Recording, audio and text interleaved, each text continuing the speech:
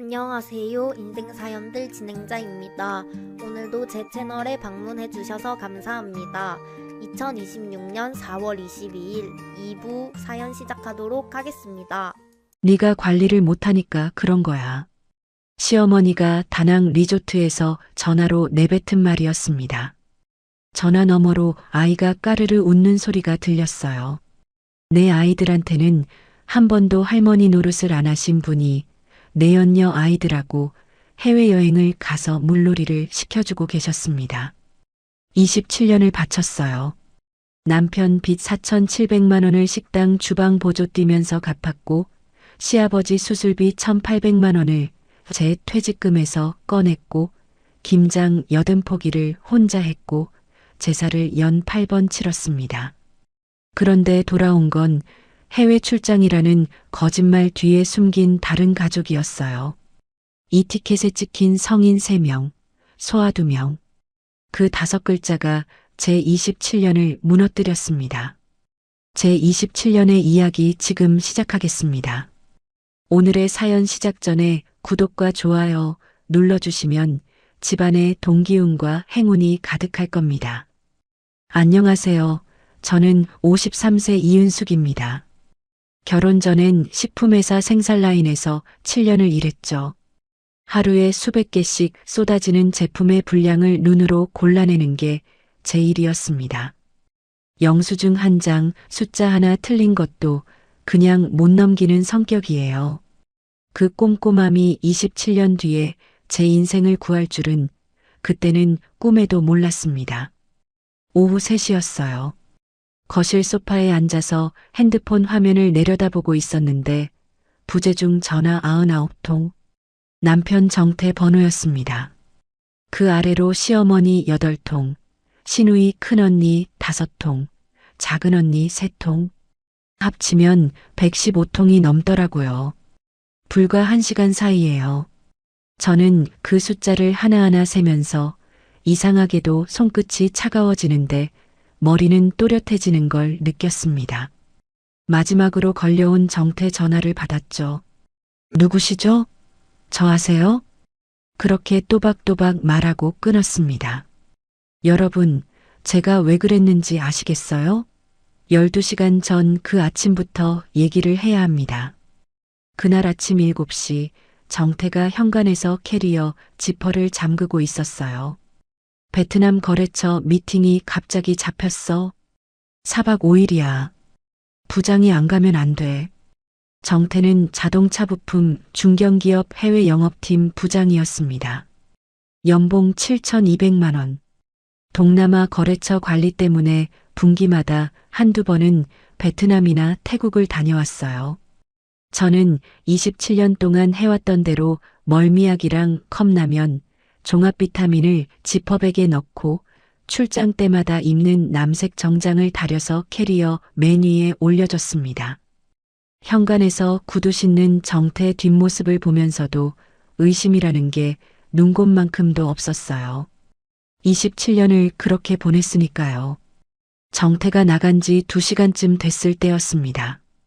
거실 정리를 하다가 서재 문이 열린 게 보여서 들어갔는데 책상 서랍이 반쯤 열려 있더라고요.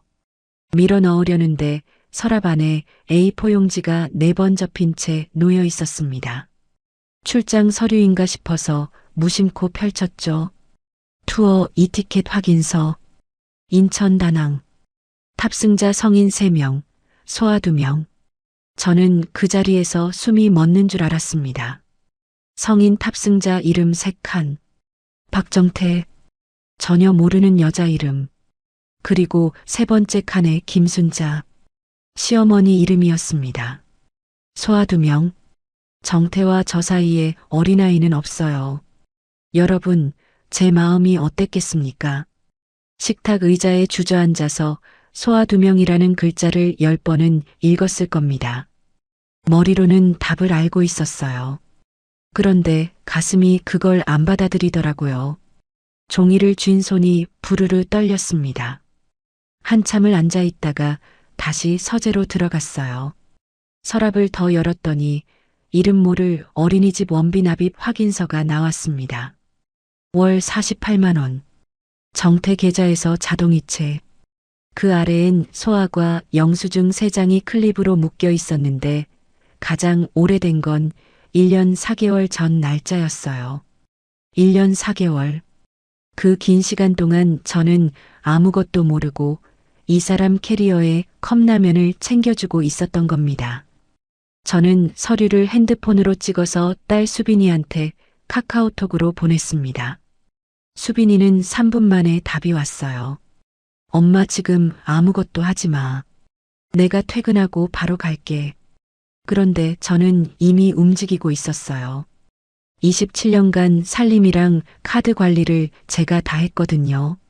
정태 카드의 비밀번호를 알고 있었습니다. 앱에 들어가서 해외 결제 차단을 걸었고 제 이름으로 된 가족카드도 카드사에 전화해서 분실 신고로 정지시켰어요. 그리고 27년간 생활비 아껴서 모은 적금 통장, 잔액 2,300만 원, 비밀번호를 바꿨습니다. 카드를 맞고 나니까 손이 떨리기 시작했어요. 시계를 봤더니 정확히 47분 뒤에 정태 해외 번호로 첫 번째 전화가 왔습니다. 안 받았어요. 13분 사이에 전화가 20통을 넘기더니 30통이 넘어갈 때쯤 시어머니 번호가 뜨기 시작했습니다. 시누이 큰언니, 작은언니까지. 시댁 식구 3명이 동시에 전화를 거는 거예요. 같은 장소에 있다는 뜻이죠. 그 장소가 다낭이라는 걸, 카드가 안 되니까 리조트 체크인에서 막혔다는 걸, 시어머니가 그 여행에 함께 있다는 걸 저는 이미 알고 있었습니다. 115통이 다 쌓인 뒤에 마지막 전화를 받았어요. 정태가 소리를 질렀습니다. 저는 그 고함 사이에 한마디를 넣고 끊었죠. 전화기를 식탁 위에 내려놓고 한참을 앉아 있었습니다. 저녁 7시 수빈이가 현관문을 열고 들어왔을 때 식탁 위에는 이티켓 출력본과 어린이집 영수증, 소아과 영수증이 가지런히 놓여 있었습니다. 수빈이가 식탁에 마주 앉아서 서류를 한 장씩 넘겼습니다. 이티켓, 어린이집 영수증, 소아과 영수증. 넘길 때마다 수빈이 얼굴에서 핏기가 빠지더라고요. 저는 그 얼굴을 보면서 이 아이한테 이걸 보여줘야 하나 싶은 마음과 나 혼자 안고 있으면 미칠 것 같은 마음 사이에서 입술만 깨물고 있었습니다. 엄마, 이거 언제부터야? 수빈이가 소아과 영수증 날짜를 손가락으로 짚었어요. 1년 4개월 전. 저는 그 질문에 대답하는 대신 27년 결혼 생활을 처음으로 딸에게 말하기 시작했습니다. 시어머니는 결혼 초부터 그랬어요. 명절에 친정 간다는 며느리가 어딨어. 시집 왔으면 이 집 사람이지. 친정 어머니가 편찮으셔서 병문안 가겠다고 했더니 시어머니가 부엌칼을 도마 위에 탁 내려놓으면서 그러셨죠. 제사 준비는 누가 하라고? 네가 빠지면 일손이 모자라. 그래서 친정 방문을 1년에 2~3번으로 줄였습니다. 여러분, 친정 어머니가 얼마나 서운하셨겠어요. 그 사이 친정 어머니는 혼자 투병하시다 돌아가셨는데 장례식장에 시어머니는 조문도 안 오셨어요. 정태한테 물었더니 돌아온 말이 이겁니다. 상주가 며느리면 되지. 어머니가 왜 가? 정태가 12년 전에 다니던 중소기업이 부도가 났어요. 구조조정으로 하루아침에 직장을 잃었습니다. 밀린 신용카드 빚하고 마이너스 통장 합치니까 4,700만 원이더라고요. 저는 친정어머니 장례를 막 치른 직후라 친정에 손 벌릴 수도 없었습니다. 낮에는 식당 주방보조, 저녁에는 마트 계산대에 섰어요. 주방보조 일당 55,000원, 마트 계산 시급 6,470원. 하루에 2군데를 뛰면 9만 원 남짓 벌었습니다. 2년 걸려서 4,700만 원을 다 갚았어요. 그 2년 동안 정태는 소파에 누워서 뭐라고 했는지 아세요? 구직이 안 돼. 나이가 많아서 안 뽑아. 빚을 다 갚은 달에도 수고했다는 말은 없었습니다. 그래도 정태가 지금 회사 해외 영업팀에 재취직했을 때는 진심으로 안도했어요. 연봉 7,200만 원이면 우리 같은 형편에선 큰 돈이거든요. 그런데 돈을 벌기 시작하니까 오히려 더하더라고요. 집에서 뭐가 힘들다고 그래. 나는 매달 비행기 타고 동남아 뛰는 사람이야. 그게 입버릇이 됐습니다. 시아버지가 대장암으로 쓰러지셨을 때 수술비하고 간병비로 제 퇴직금 1,800만 원을 꺼냈어요. 식품회사 7년 근무하고 받은 퇴직금 전부였습니다. 정태가 뭐라고 했냐면요. 당연히 해야 할 일을 한 건데 뭘 그리 티를 내. 시아버지 간병은 온전히 제 몫이었어요. 시누이 둘은 번갈아 병문안을 오면서도 간병은 단 하루도 안 했습니다. 큰 시누이가 올 때마다 하는 말이 있었어요. 올케가 제일 잘하지. 우리가 하면 아버지가 불편해하셔. 작은 시누이는 더했죠. 나는 시집간 딸이잖아. 출가 외인이지. 시아버지 돌아가시고 장례식장에서 시누이들이 조문객한테 자랑스럽게 말하는 걸 들었어요. 우리 올케가 아버지를 끝까지 모셨어요. 저는 영정사진 옆에 서서 이 집안에서 내가 뭔가 처음으로 생각했습니다. 명절 얘기는 안 해도 짐작하시죠? 김장 80포기를 혼자 했고 설, 추석, 시아버지 기일, 시어머니 생신, 시댁 조부모 제사까지 연 8회 넘게 도맡았어요. 시누이들은 매번 빈손으로 와서 제가 차린 밥상에 앉고 올케 솜씨는 역시 그 한마디 남기고 떡국 그릇 하나 안 치우고 갔습니다. 한 번은 설날에 큰 시누이가 백화점 쇼핑백을 들고 왔길래 혹시나 싶어서 봤더니 자기가 산 자기 코트였어요. 27년째 저한테는 선물은커녕 수고했다는 말 한마디가 없었습니다. 수빈이가 제 얘기를 듣다가 카드 명세서 파일을 꺼내자고 했어요. 제가 월별로 정리해둔 명세서 철을 가져왔더니 수빈이가 한 장씩 넘기면서 형광펜으로 줄을 긋기 시작했습니다. 1년 반치를 훑으니까 대형마트 유아용품 코너, 키즈카페, 소아과 근처 약국, 아이온 매장. 매달 80만 원에서 많으면 150만 원까지 찍혀 있었어요. 기저귀 한 팩에 2만 원이에요.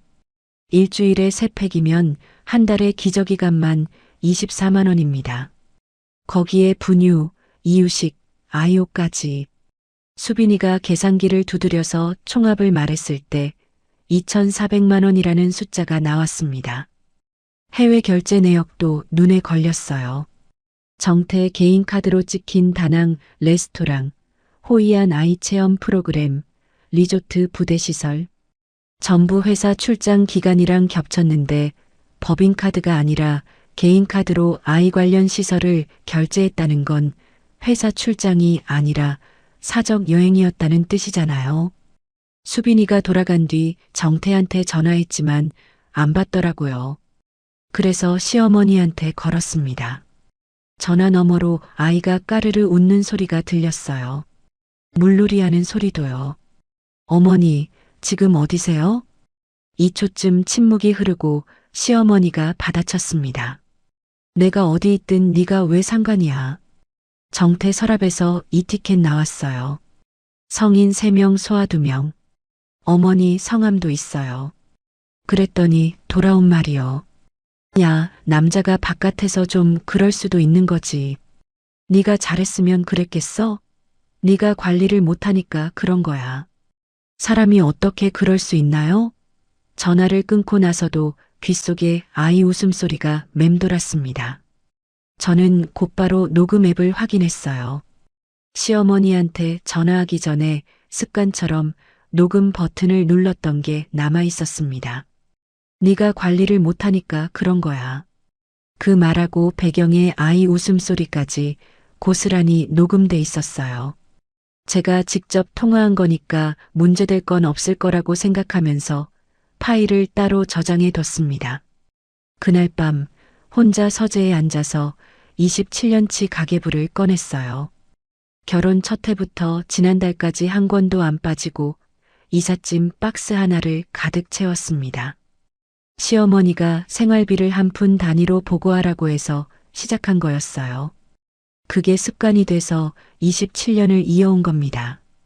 첫 권 첫 페이지를 펼쳤더니 27년 전 신혼 시절 글씨가 보였어요.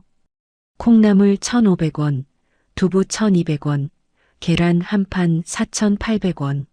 내 20대의 또박또박한 글씨가 지금보다 훨씬 또렷하더라고요. 저는 그 글씨를 한참 들여다보면서 생각했습니다. 이 가계부를 절대 버리면 안 되겠다. 이게 언젠가 내 무기가 될 수 있겠다. 4박 5일 뒤 정태가 인천공항에서 캐리어를 끌고 현관문을 열었습니다. 저는 식탁에 앉아 있었어요. 식탁 위에 이티켓 출력본하고 어린이집 영수증 사본을 가지런히 놓아뒀습니다. 정태가 들어오면 제일 먼저 눈에 띄게요. 정태는 현관에 들어서자마자 신발도 안 벗고 소리부터 질렀어요. 카드가 안 돼서 리조트 프런트에서 얼마나 창피했는지 알아? 어머니 앞에서 내 체면이 뭐가 됐는지 아냐고. 저는 대답 안 했습니다. 식탁 위 이티켓을 손가락으로 가리켰어요. 정태 시선이 종이 위에 멈추는 순간 현관까지 울리던 고함이 뚝 끊겼습니다. 거래처 출장이라며. 이건 뭐야? 성인 3명 소아 2명. 여기 어머니 이름도 있어. 5초 동안 침묵이 흘렀어요. 정태 입에서 나온 말이 뭔지 아세요? 서랍을 왜 뒤져? 도대체? 여러분, 진짜 어처구니가 없더라고요. 바람을 피운 사람이 사과를 하는 게 아니라 서랍을 왜 열었냐고 역으로 따지는 겁니다. 서랍이 반쯤 열려 있길래 밀어 넣으려다 본 건데 제가 잘못한 건가요? 정태는 그날 밤 서재 문을 잠그고 안 나왔어요. 저는 안방에 누웠는데 잠이 올 리가 없죠. 새벽 3시쯤 서재에서 정태가 전화하는 소리가 벽 너머로 어렴풋이 들렸습니다. 내용은 정확히 안 들렸지만 시어머니한테 거는 것 같았어요. 저는 이미 시어머니랑 직접 통화한 녹음이 있으니까 그걸로 충분하다고 생각하면서 새벽이 오기를 기다렸습니다. 다음 날 오전이었어요. 시어머니가 다낭에서 돌아오자마자 택시 타고 우리 집에 올라왔습니다. 현관문 열리는 소리가 나서 나갔더니 한 손에 면세점 쇼핑백을 들고 서 계셨어요. 쇼핑백 사이로 시누이들 줄 화장품 선물이 삐져나와 있더라고요. 저는 그걸 보면서 저 돈이면 내 국민연금 석 달치다. 그 계산을 하고 있었습니다. 시어머니가 거실에 턱 앉으시더니 대뜸 이러셨어요. 은수가 네가 이혼하겠다고? 저는 아무 말도 안 했습니다. 시어머니가 무릎을 탁 치면서 말을 이으셨죠. 그래 해봐. 이 아파트 정태 이름이야. 차도 정태 이름이야. 너 나가면 보증금 500도 없어서 반지하 갈 거야. 동네 사람들한테 이혼녀라고 손가락질 당하면서 살고 싶어? 틀린 말이 아니었어요. 그게 더 무서웠습니다. 아파트 경기도 외곽 32평, 시세 5억 2천. 남편 이름이에요. 차도 남편 이름. 제 이름으로 된 거라곤 적금 2,300만 원하고 국민연금 예상 수령액월 42만 원. 그게 전부였습니다. 27년을 바쳤는데 내 이름 석자가 올라간 게 하나도 없다는 현실이 불륜보다 더 무서웠어요. 손이 차가워지면서 위장이 쥐어짜이는 것 같았습니다. 며칠 뒤에 시누이 작은 언니한테 전화가 왔어요. 옳게, 나는 옳게 편이야. 솔직히 오빠가 잘못한 거지. 편이래요. 저는 속으로 코웃음이 나왔지만 일단 들었습니다. 작은 시누이는 이것저것 물어보면서 제가 뭘 알고 있는지 떠보는 거였어요. 그런데 말하다 보니 무심코 흘린 게 있었습니다. 그 여자애가 둘이야. 위에가 4살이고 아래가 2살. 어머니가 가끔 봐주셨어. 다낭도 어머니가 애들 봐주는 조건으로 같이 간 거야. 전화기를 쥔 손에 힘이 들어갔습니다. 내 연녀 아이가 둘. 시어머니가 그 아이들 육아를 도와줬다. 다낭 여행은 시어머니가 무료 보모 역할을 하는 조건으로 성사된 거래. 여러분 기억나시죠? 시어머니가 우리 수빈이 준혁이 어렸을 때 뭐라고 했는지. 며느리가 애를 맡기면 되나? 네가 키워야지. 수빈이 유치원 졸업식에도 준혁이 초등학교 운동회에도 한 번도 안 오셨어요. 그러면서 다른 여자의 아이들한테는 어린이집 원비를 아들 계좌에서 빠지게 하고 다낭까지 같이 가서 할머니 노릇을 해주고 있었던 겁니다.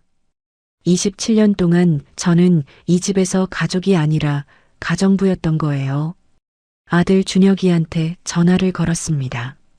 28살 중소기업 사무직. 상황을 처음부터 설명했어요. 준혁이는 한참 말이 없더니 이러는 거예요. 엄마 아빠가 그런 사람이 아닌 거 내가 더 잘 알아. 엄마가 요즘 예민해진 거 아니야? 제가 예민한 거래요. 여러분, 사람이 어떻게 그럴 수 있나요? 나중에 수빈이한테 들었는데 정태가 1년에 걸쳐서 여러 번 나눠 준혁이 전세자금으로 1,500만 원을 보태줬대요. 적금 깨서 해주는 거야. 엄마한테는 말하지 마. 그렇게 입막음을 한 거였습니다. 1,500만 원이면 제가 마트 계산대에서 시금 6,470원 받고 석 달을 서야 버는 돈이에요. 정태가 내 연녀한테 매달 80만 원에서 150만 원을 쓰면서 동시에 아들한테 1,500만 원을 쥐어준 거.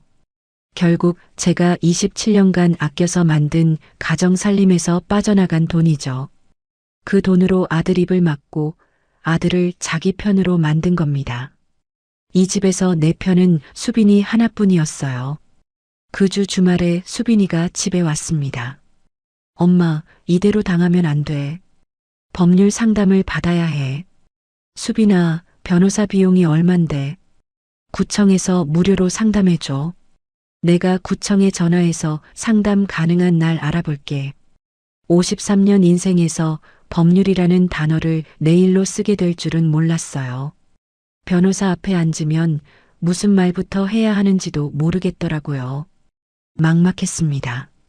그날 밤 수빈이가 돌아간 뒤에 정태가 서재에서 나와 처음으로 대화를 시도했어요. 은수가 나도 생각을 해봤는데 그냥 없던 일로 하자. 내가 정리할게.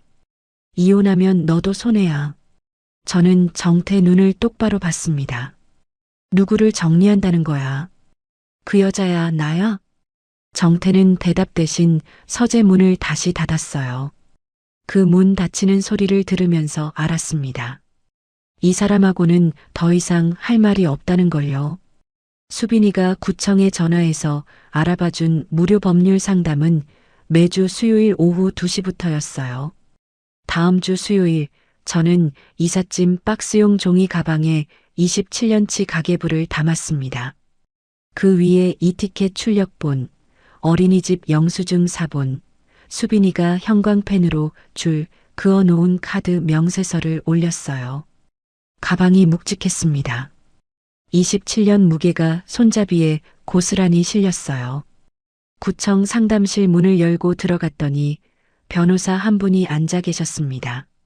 강서윤 43세. 이혼 전문 경력 10년 차라고 했어요. 저는 종이 가방에서 서류를 하나씩 꺼내 책상 위에 올려놓았습니다. 서윤 변호사가 이 티켓부터 집어들었어요. 이건 언제 발견하셨어요? 저는 처음부터 설명하기 시작했습니다. 캐리어 챙겨준 아침, 서랍에서 발견한 이 티켓, 어린이집 영수증, 소아과 영수증, 카드 명세서에서 나온 유아용품 결제네요. 시어머니가 다낭에서 전화 받으면서 한 말. 서윤 변호사는 제가 말하는 동안 한 번도 끊지 않았어요. 제가 마지막에 이렇게 말했습니다. 재산이 다 남편 이름이라 이혼하면 빈손이라고 하더라고요. 서윤 변호사가 고개를 저었어요. 사모님, 그건 사실이 아닙니다. 그 한마디에 숨이 트이는 것 같았습니다. 서윤 변호사가 이 티켓을 손가락으로 톡톡 두드리면서 말했어요. 이건 결정적입니다. 회사 출장이라 거짓말하고 다른 여자하고 아이들, 친어머니까지 데리고 해외여행을 간 거예요.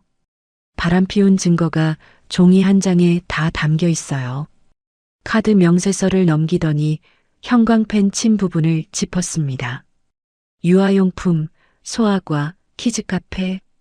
이건 바깥에서 쓴 돈이 집안 재산에서 빠져나간 거니까 나중에 재산 나눌 때 사모님한테 유리하게 작용합니다. 그 다음에 제가 시어머니랑 통화한 녹음을 들려줬어요. 네가 관리를 못하니까 그런 거야. 그 목소리가 상담실에 울렸습니다. 서윤 변호사가 고개를 끄덕였어요. 사모님이 직접 통화하신 거니까 녹음으로 써도 문제 없습니다. 마지막으로 가계부를 꺼냈어요. 서윤 변호사가 첫 번째 권 첫 페이지를 열었는데 27년 전 영수증이 빼곡하게 붙어 있는 걸 보더니 페이지를 천천히 넘기기 시작했습니다. 콩나물 1,500원, 두부 1,200원, 손때 묻은 영수증들 사이로 시아버지 수술비 1,800만 원이 적힌 페이지, 남편 빚 4,700만 원 갚아나간 내역이 적힌 페이지가 나왔어요. 서윤 변호사가 가계부에서 눈을 떼지 못하더니 물었습니다. 이거 27년치가 다 있는 겁니까? 네. 시어머니가 생활비를 한 푼 단위로 보고하라고 해서 시작한 건데 습관이 돼서 한 권도 안 빠졌어요. 서윤 변호사 표정이 달라졌어요. 저를 똑바로 보면서 이렇게 말했습니다. 사모님, 이건 훈장입니다. 27년 동안 집안에 들인 정성이 영수증 한 장 단위로 남아있다는 건 재산 나눌 때 이보다 강한 무기가 없어요. 여러분, 훈장이래요. 시어머니가 저를 감시하려고 시작시킨 가계부가 27년 뒤에 저를 살릴 증거가 된 겁니다. 웃어야 할지 울어야 할지 모르겠더라고요. 입술만 떨렸습니다. 서윤 변호사가 메모지에 추가로 필요한 것들을 적어줬어요. 정태의 출입국 기록은 법원에 요청해서 출입국 관리 쪽에서 받아낼 수 있다고 했고, 아파트 등기 서류 확인하라고 했고, 혹시 시어머니나 정태랑 통화하게 되면 반드시 녹음해 두라고 당부했습니다. 상담 끝에 서윤 변호사가 이렇게 말했어요. 이 사건은 무료 상담으로는 범위가 안 됩니다. 제가 정식으로 맡겠습니다. 비용은 나눠서 내셔도 됩니다. 구청을 나서는데 수빈이한테서 전화가 왔어요. 상담 내용을 전했더니 수빈이가 바로 말했습니다.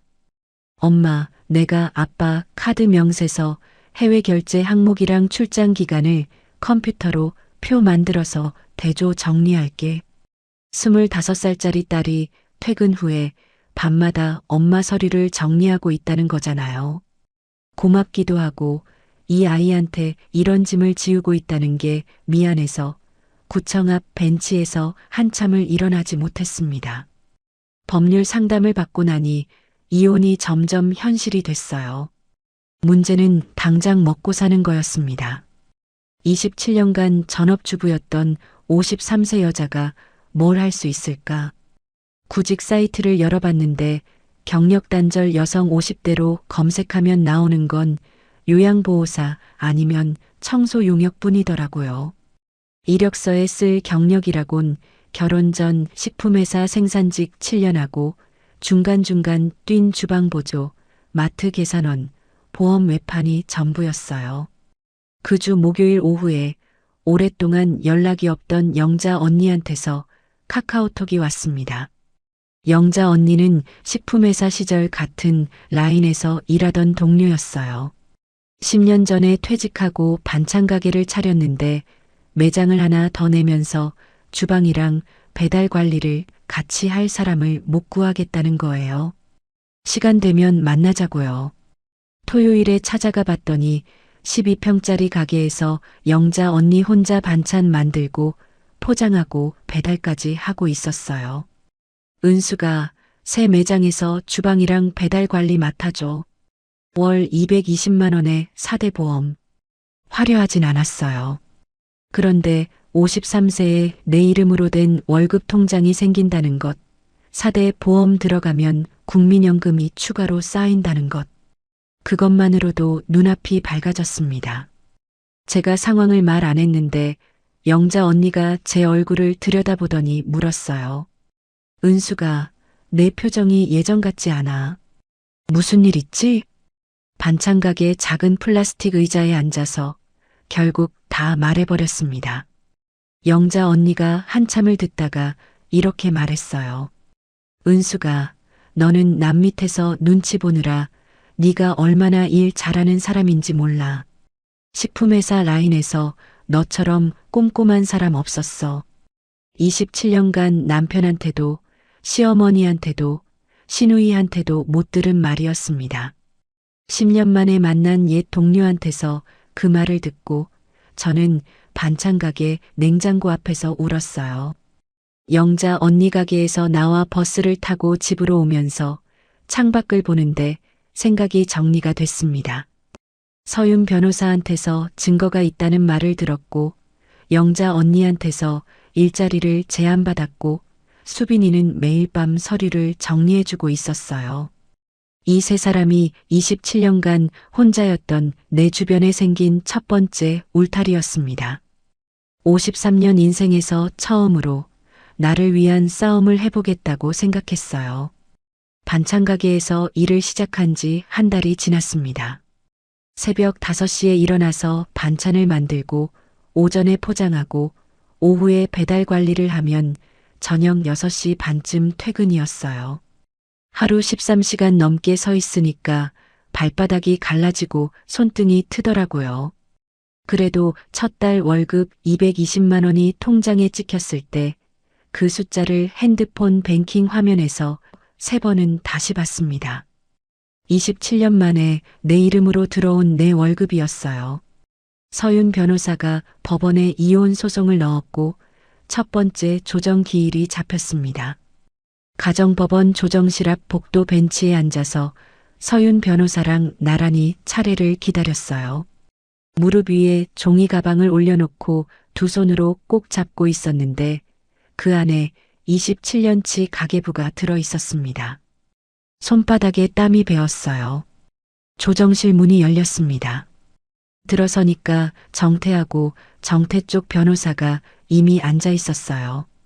정태는 양복을 새로 맞춰 입고 넥타이까지 매고 있더라고요. 저랑 눈이 마주쳤는데 고개를 돌렸습니다. 27년을 같이 살았는데 고개를 돌리더라고요. 조정위원이 양쪽에 진술을 요청했어요. 정태 쪽 변호사가 먼저 입을 열었습니다. 쌍방의 성격 차이로 인한 혼인 파탄이며 원만한 재산 분할을 희망합니다. 성격 차이래요. 여러분 들으셨죠? 남편이 다른 여자랑 아이 둘을 데리고 해외여행을 다닌 게 성격 차이라는 겁니다. 시어머니까지 동행했는데 저는 이를 꽉 깨물고 있었고 옆에서 서윤 변호사가 서류 봉투를 열기 시작했습니다. 첫 번째, 여행사 이티켓 출력본. 인천에서 다낭. 성인 3명, 소아 2명.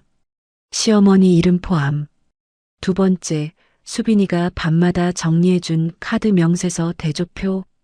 17개월 동안 유아용품, 소아과, 키즈카페에 쓴 돈 총 2,400만 원, 다낭 여행 추정 비용 500만 원.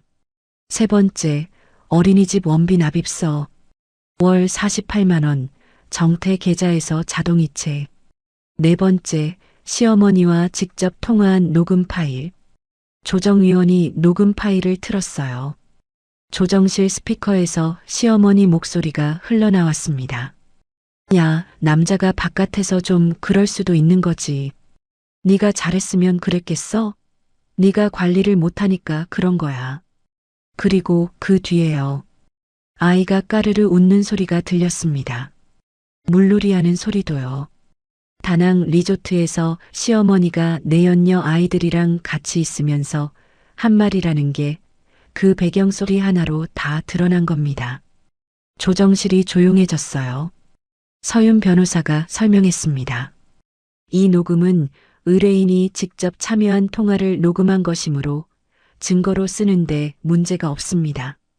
조정위원이 녹음을 끝까지 듣고 나서 안경을 벗고 정태를 바라봤어요. 이 녹음에 대해 할 말이 있으십니까? 정태는 아무 말도 못했습니다. 고개를 숙이고 손만 깍지를 끼었어요. 27년 동안 집에서 뭐가 힘들다고 그래. 나는 동남아 뛰는 사람이야. 그렇게 큰 소리 치던 사람이 고개를 숙이고 있었습니다.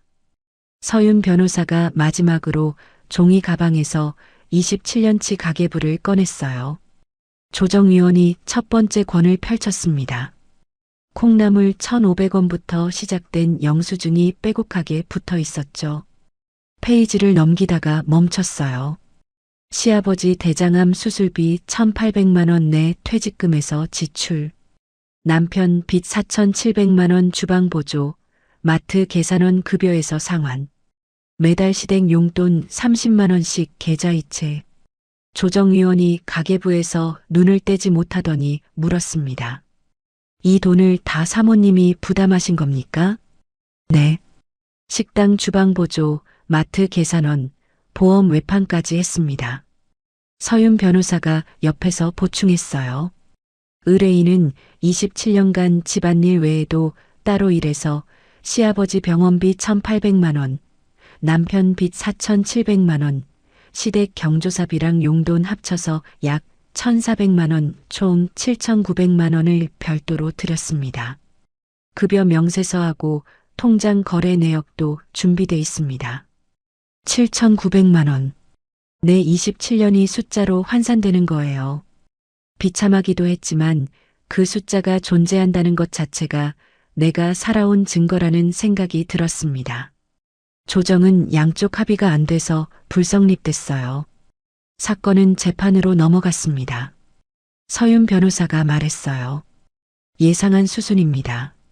조정에서 낸 증거가 재판에 그대로 쓰이니까 걱정 마세요.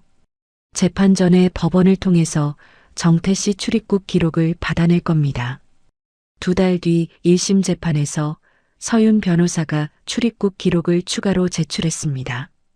법원이 출입국 관리 쪽에 요청해서 받아낸 건데 지난 1년간 정태가 회사에 출장 보고서를 낸 베트남 방문 8건 중 사건이 회사 공식 일정하고 날짜가 안 맞았어요.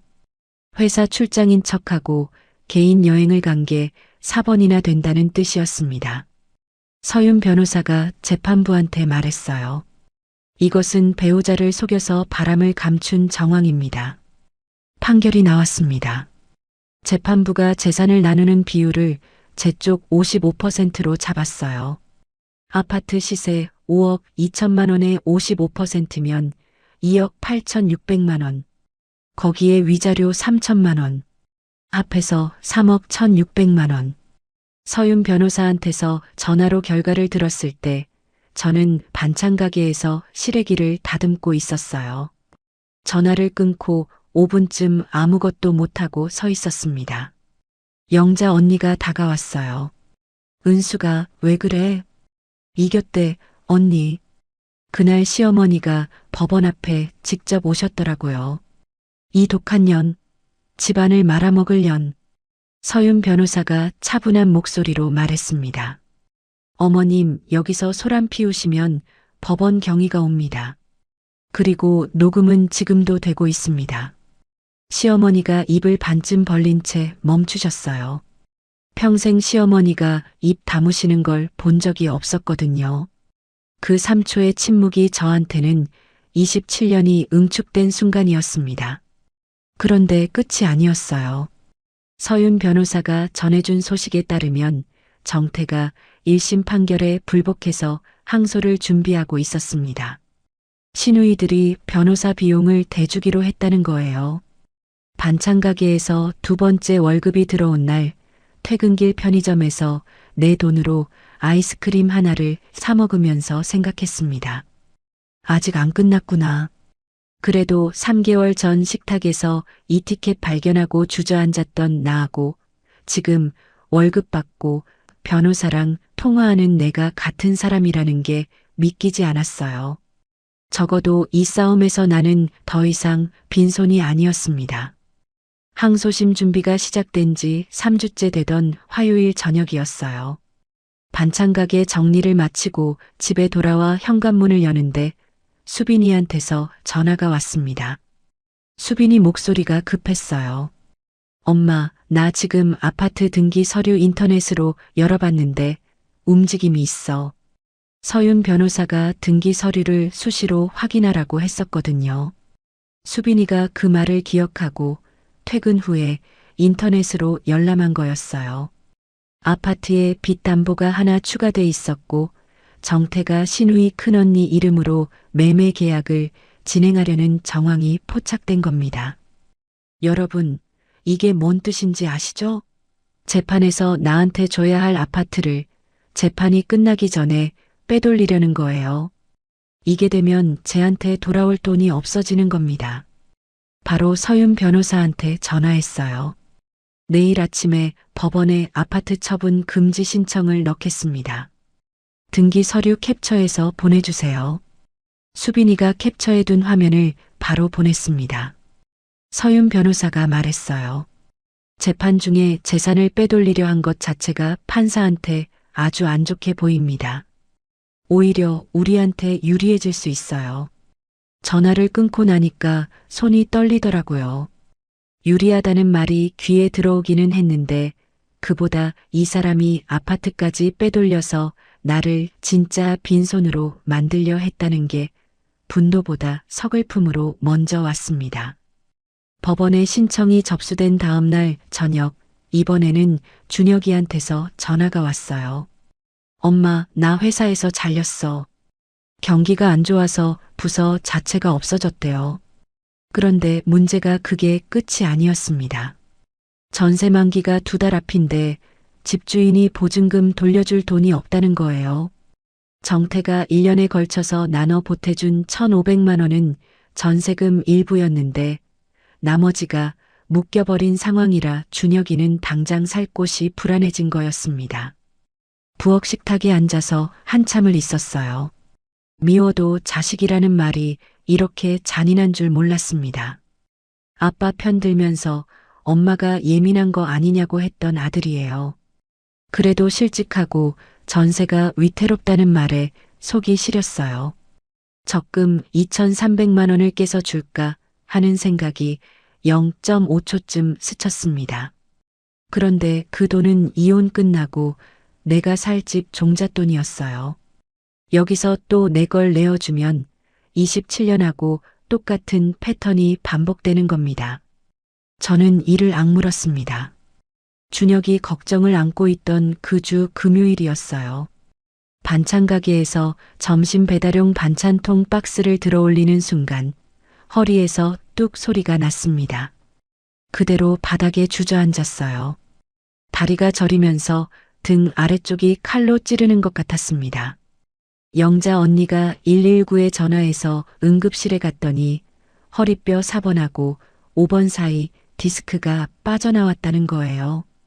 의사가 말했습니다. 최소 2주는 절대 안정이요. 무거운 것 들면 안 됩니다. 응급실 침대에 누워서 천장을 봤어요. 2주를 쉬면 그달 월급이 깎인다. 항소심 준비에 영향이 가지 않을까? 그 계산을 동시에 하고 있었습니다. 영자 언니가 병원에 와서 제 손을 잡았어요. 은수가 걱정 마. 내 자리 다른 사람 안 뽑아. 네가 나을 때까지 내가 좀 더 뛰면 돼. 고마웠지만 현실은 현실이었어요. 2주간 못 나가니까 그달 월급이 180만 원으로 줄었고 CT 찍고 물리치료 받는데 38만 원이 나갔습니다. 220만 원에서 180만 원으로 줄고 거기서 38만 원이 빠지면 142만 원이에요. 서울 아니고 경기도에서 혼자 먹고 살기도 빠듯한 돈입니다. 몸이 아프니까 마음까지 약해지더라고요. 새벽에 혼자 천장을 보면서 이 싸움을 계속할 수 있을까? 그런 생각이 처음으로 들었습니다. 허리가 아파 움직이기 힘든 그 2주 사이에 시누이들이 움직이기 시작했어요. 큰 시누이가 우리 아파트 단지 경비실에 찾아갔습니다. 경비원 아저씨한테 이러는 거예요. 우리 올케가 돈에 눈이 멀어서 우리 오빠를 쫓아내고 집을 빼앗으려 해요. 아저씨, 혹시 올케가 이상한 사람 데려오거나 하면 저한테 연락 좀 해주세요. 작은 시누이는 시어머니가 다니시던 경로당에 가서 같은 얘기를 퍼뜨렸어요. 올케가 집안을 박살내고 재산을 독차지하려 한다. 저는 그걸 모르고 있었습니다. 허리 보호대를 차고 겨우 마트에 갔어요. 과일 좀 사려고요. 5년째 얼굴 알던 과일 가게 사장님한테 인사했는데 눈을 피하시더라고요. 평소에 어머님 오늘 뭐 드릴까요 하시던 분이 고개를 돌리고 다른 손님한테 가셨어요. 저는 과일 봉지를 들고 멈춰 섰습니다. 뭔가 잘못됐다는 걸 느꼈어요. 마트만이 아니었습니다. 아파트 엘리베이터에서 같은 층 주민이 인사를 안 받았어요. 고개를 숙이고 핸드폰만 보더라고요. 단지 놀이터 벤치에서 수다 떨던 아줌마들이 제가 지나가니까 말을 뚝 멈췄습니다. 27년간 이 동네에서 장보고 분리수거하고 반상해 나가면서 쌓은 관계가 시누이들 몇 마디에 무너지는 걸 제 눈으로 봤어요. 여러분, 이혼보다 이게 더 무서울 수 있다는 거 아세요? 주변 사람들 시선, 체면. 우리 나이 또래 여자들이 가장 두려워하는 게 바로 그거잖아요. 그게 현실이 된 겁니다. 디스크 통증이 좀 가라앉아서 물리치료 다니면서 겨우 반찬 가게에 복귀한 날 서윤 변호사한테 연락이 왔어요. 은숙 씨, 좋은 소식입니다. 아파트 처분 금지가 인용됐어요. 아파트를 못 넘기게 막은 겁니다. 그리고 정태 씨가 재판 중에 재산을 빼돌리려 한 정황이 재판부한테 보고됐으니 항소심에서 아주 불리하게 작용할 겁니다. 좋은 소식이었어요. 그런데 속이 시원하기보다는 그냥 피로했습니다. 허리에 아직 잔통이 남아 있었고 동네 사람들 눈은 여전히 따가웠고 준혁이 걱정도 가시지 않았어요. 아직 끝이 아니구나. 그 생각뿐이었습니다. 그날 저녁 수빈이가 퇴근하고 집에 와서 제 허리에 물리치료 패치를 붙여줬어요. 패치를 붙이면서 수빈이가 물었습니다. 엄마 힘들지? 아니, 괜찮아. 수빈이가 제 대답을 듣지도 않고 말했어요. 엄마, 나 옆에 있으니까. 아프면 아프다고 해도 돼. 저는 수빈이 손을 잡았습니다. 이 아이가 25살밖에 안 됐어요. 자기 인생이 있는데 엄마 이혼에 매달려 있는 겁니다. 그런데 이 아이가 없었으면 저는 진작에 무너졌을 거예요. 그걸 알고 있었습니다. 수빈아, 엄마가 꼭 이길게. 그 말을 하고 나니까 내일 새벽에 다시 반찬 가게에 나갈 힘이 생겼습니다. 항소심 기일이 잡힌 건 그로부터 2달 뒤였습니다. 가정법원으로 가는 버스 안에서 서윤 변호사가 정리해준 서류 파일을 무릎 위에 올려놓고 창밖을 봤어요. 버스가 법원 앞 정류장에 멈추는데 다리에 힘이 안 들어가더라고요. 허리 보호대를 차고 있었는데도 등 아래가 뻐근했습니다. 그래도 내렸어요. 오늘 안 내리면 27년이 그냥 흘러가니까요. 법정에 들어서니 정태가 앉아 있었습니다. 양복을 차려입긴 했는데 2달 전이랑 달리 얼굴이 수척해져 있었어요. 광대뼈가 튀어나오고 눈밑이 꺼져 있더라고요. 수빈이를 통해서 들은 바로는 내연녀랑 관계가 흔들리고 있고 아파트 처분 금지에 회사에서 입지도 좁아졌다는 거였어요. 시누이들이 변호사 비용 대주기로 했던 것도 금액이 커지니까 서로 미루고 있다는 소문이었습니다. 서윤 변호사가 항소심에서 강조한 건 2가지였어요. 첫 번째는 정태가 재판 중에 아파트를 신우이 이름으로 넘기려 한 시도. 법원이 처분 금지를 걸어서 막았다는 결정문을 냈습니다. 서윤 변호사가 말했어요. 재판이 진행 중인데 재산을 빼돌리려 한 건 판사한테 가장 안 좋게 보이는 행동입니다. 두 번째는 1심에서 이미 제출한 출입국 기록이었어요. 회사 출장 일정하고 대조해 보니까 회사에 출장 보고서를 낸 베트남 방문 8건 중 사건이 회사 일정하고 날짜가 안 맞았다는 걸 다시 한번 짚었습니다. 재판 과정에서 하나 더 드러난 게 있었어요. 이혼 소송하면서 확보한 출입국 기록이 정태 회사 쪽에도 알려지게 된 겁니다. 회사 인사팀에서 자체적으로 감사를 돌렸는데 출장비를 거짓으로 청구한 게 확인됐어요. 이건 이혼 재판에서 직접 증거로 쓰인 건 아니에요. 그런데 재판 과정에서 터진 거라 정태 상황이 더 궁지에 몰린 겁니다. 재판부가 증거를 다 검토하고 정태 쪽에 해명을 요구했습니다. 정태 변호사가 아파트 넘기려 한 거에 대해서 이렇게 말했어요. 친족 간의 일반적인 거래였습니다. 재판부가 바로 받아쳤어요. 재판이 진행되는 중에 재산분할 대상 아파트를 피고 누이 명의로 이전하려 한 것이 일반 거래라는 주장은 받아들이기 어렵다고요. 정태는 재판 내내 고개를 숙이고 있었습니다. 판결이 나온 건 재판 후 3주 뒤였어요.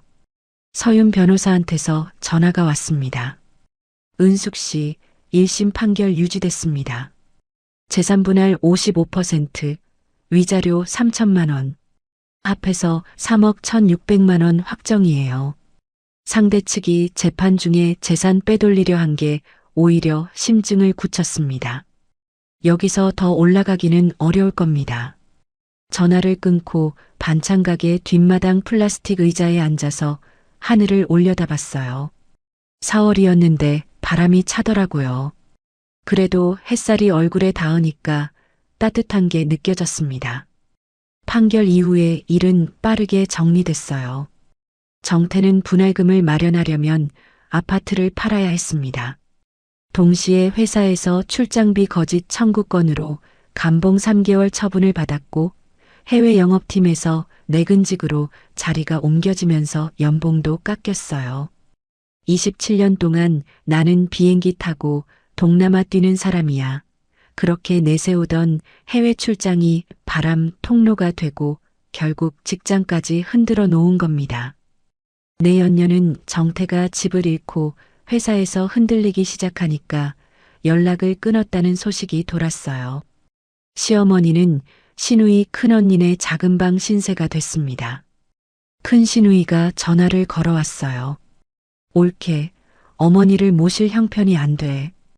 오빠 재산분할금에서 어머니 목 좀 빼줄 수 없어? 저는 더 이상 그 집안 사람이 아닙니다. 전화를 끊었습니다. 손이 안 떨리더라고요. 이혼이 확정된 날 저녁이었어요. 반찬가게 문을 닫고 나오는데 앞쪽 가로등 아래에 사람이 서 있었습니다. 준혁이었어요. 추석도 아닌 평일 저녁에 반찬가게까지 찾아온 겁니다. 준혁이가 저를 보자마자 엄마 하고 불렀는데 그 뒤로 아무 말도 못하고 서 있더라고요. 입술을 깨물고 있었어요. 한참 뒤에 말을 꺼냈습니다. 나 잘못했어. 아빠가 전세금 보태줬을 때 그게 입막음인 줄 몰랐어. 엄마가 예민하다고 한 거, 그거 아빠가 하던 말 그대로 따라한 거였어. 나 정말 몰랐어. 말 끝에 울음이 섞였어요. 가로등 불빛 아래서 아들 얼굴을 한참 봤습니다. 이 아이가 미운 거하고 이 아이가 내 자식인 거는 같은 마음 안에 있었어요. 저는 준혁이를 안아줬습니다. 준혁아, 너는 내 자식이야.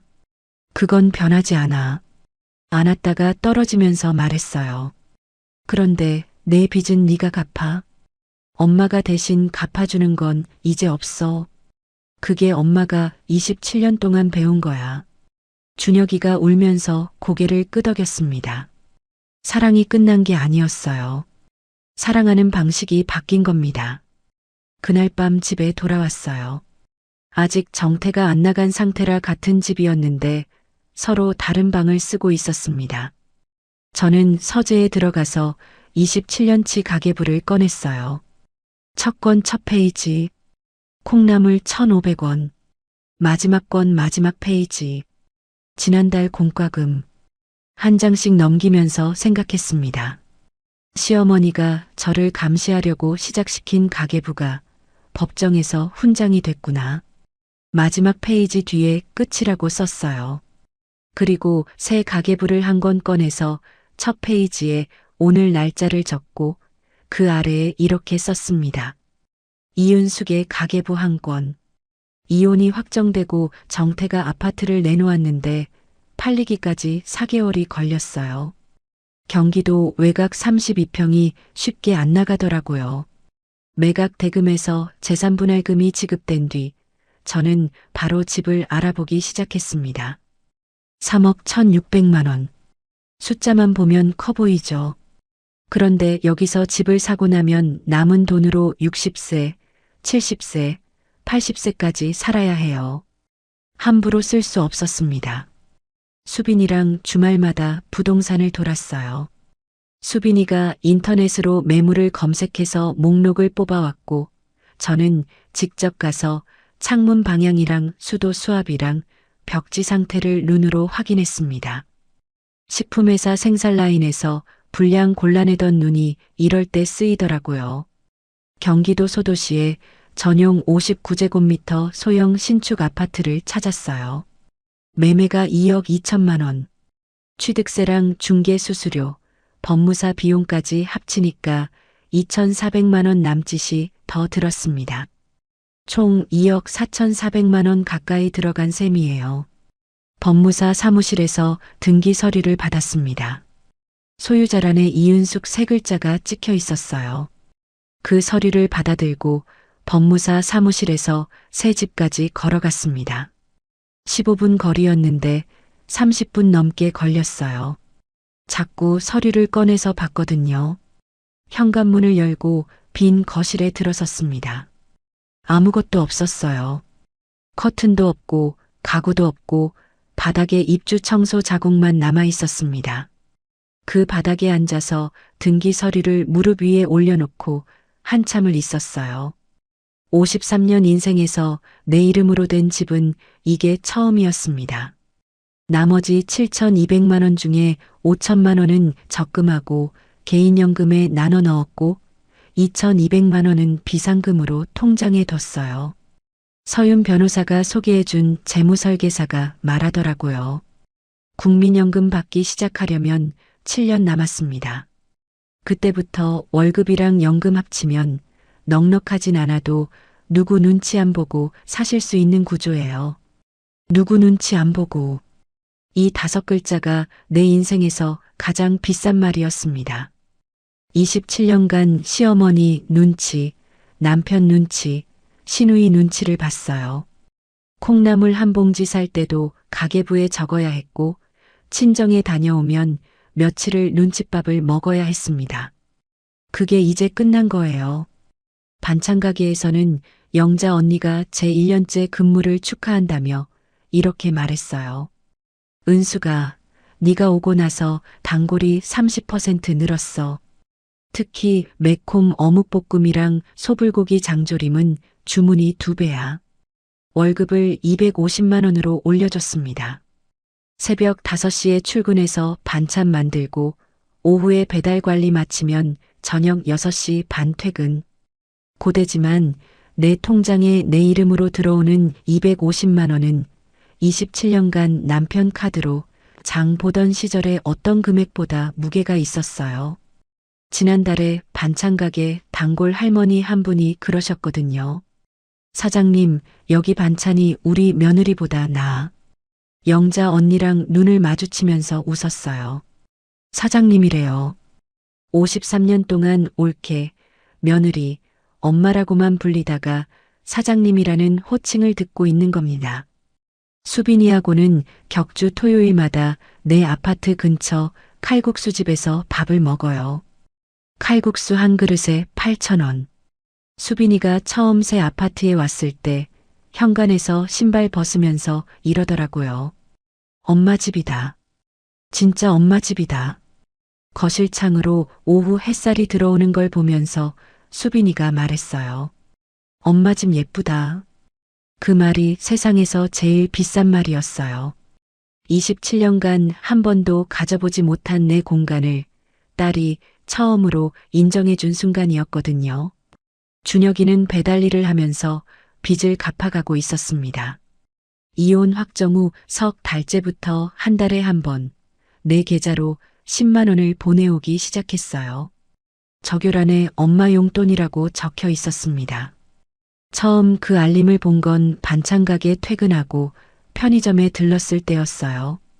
핸드폰 화면에 준혁 이은숙 10만 원 엄마 용돈이라고 떠 있는 걸 보고 편의점 음료 냉장고 앞에서 울었습니다. 캔커피 하나 사서 밖에 나와 마시면서 생각했어요. 이 10만 원이 1년 전에 엄마가 예민한 거 아니냐고 했던 그 입에서 나온 돈이라는 거요.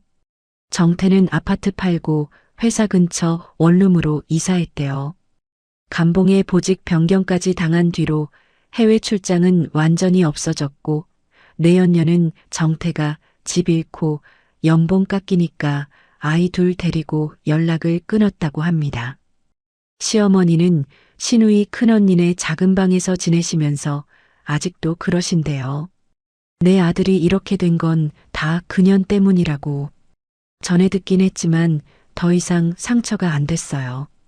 그 사람들 이야기는 이제 내 가계부에 안 적히는 항목이니까요. 지난 설날 수빈이하고 준혁이가 내 작은 아파트에 왔어요. 셋이서 부엌에 나란히 서서 떡국을 끓였습니다. 80포기 김장도 없고 12가지 제사상도 없는 냄비 하나에 떡국 하나뿐인 설날이었어요. 수빈이가 계란 지단을 붙이고 준혁이가 서툴게 파를 썰었습니다. 파 써는 게 어찌나 두꺼운지 수빈이가 옆에서 오빠 그건 파전 쓸 거야? 라고 놀렸고 준혁이가 머쓱해하면서 다시 썰었어요. 좁은 식탁에 떡국 3그릇을 놓고 마주 앉았을 때 이게 내 인생에서 가장 따뜻한 명절이라는 걸 알았습니다. 떡국 먹고 수빈이가 설거지하고 준혁이가 쓰레기 버리러 나가고 저 혼자 거실에 앉아 있을 때 창밖으로 아파트 단지 불빛이 보였어요. 예전 동네에서 시누이들이 소문 퍼뜨려서 마트 사장님이 눈 피하던 그 시절이 떠올랐습니다. 지금 이 동네에서는 아무도 내 과거를 몰라요.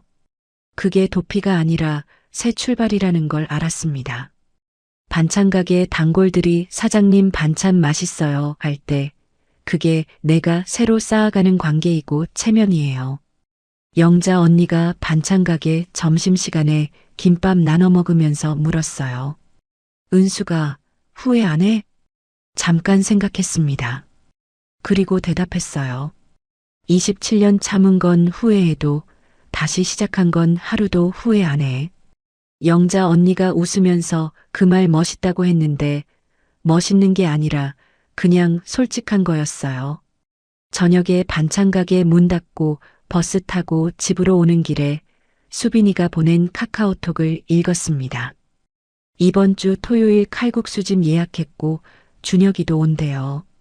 버스 창밖으로 가로등 불빛이 지나가는 걸 보면서 생각했어요. 진짜 가족은 나를 희생시키는 사람이 아니라 떡국 한 그릇을 마주 앉아 먹을 수 있는 사람이라는 걸. 27년이 걸렸지만 이제는 압니다. 다음 정류장에서 내려서 아파트 현관 도어록에 비밀번호를 눌렀어요. 이 비밀번호를 아는 사람은 나하고 수빈이하고 준혁이 셋뿐입니다. 53년 인생에서 가장 완벽한 가족의 크기였어요. 여러분, 여기까지가 이은숙 씨 이야기였습니다. 이 이야기는 단순히 나쁜 남편을 벌하고 재산을 되찾은 이야기가 아니에요. 27년간 시어머니의 감시용으로 시작된 가계부가 법정에서 훈장이 되었고 남편 빚 갚으려고 새벽마다 나갔던 주방 보조 경력이 반찬 가게에서 빛을 발했습니다. 잃어버린 돈을 되찾은 게 아니라 잃어버린 나 자신을 되찾은 거예요. 이윤숙 씨가 가장 먼저 한 일은 새 가계부 첫 페이지에 자기 이름을 쓴 거였습니다. 남편 이름도 시어머니 이름도 아닌 이윤숙의 가계부 한 권. 지금 이 이야기를 듣고 계신 분 중에 참고 있는 분이 계실지도 모릅니다. 늦지 않았어요. 떡국 한 그릇을 마주 앉아 먹을 수 있는 사람이 진짜 가족입니다. 53세에 다시 시작한 사람이 하루도 후회하지 않는다고 했어요. 여러분도 할 수 있습니다. 이야기를 끝까지 들어주신 분이 계시다면 잘 들었다고 댓글 하나만 남겨주세요. 오늘도 사연 끝까지 들어주신 시청자 여러분 감사합니다. 재밌는 이야기가 항상 올라가고 있으니 꼭 구독과 좋아요 눌러주시면 감사하겠습니다. 오늘 하루도 좋은 하루 보내시길 바라겠습니다.